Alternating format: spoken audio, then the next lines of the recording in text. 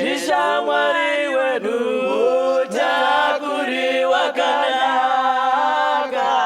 tinokomborerwa kwaso tine hama yakada kuti tichimukumbira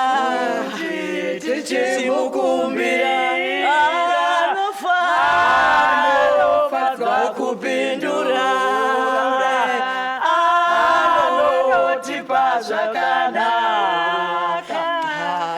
hatichazoshai chiro kuti tine dambudziko kana tine ruzivo hatizovi neurombo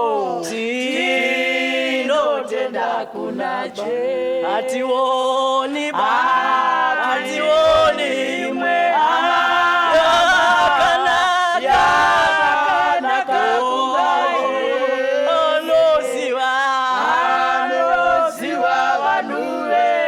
ngatimukumbire anotunzwa kuti tisisina simba rekuita basa renyu anotipa simba rake Jesu anotibatsira kana kuti takatukwa tinonyararidzwa ndiye Jesu Ndishamwari rudo rwake rwakanaka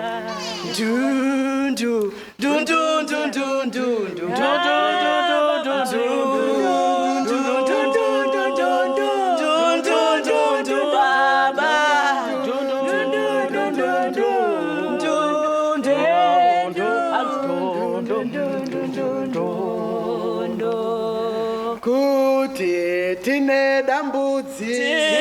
dambudziko kana tine ruziro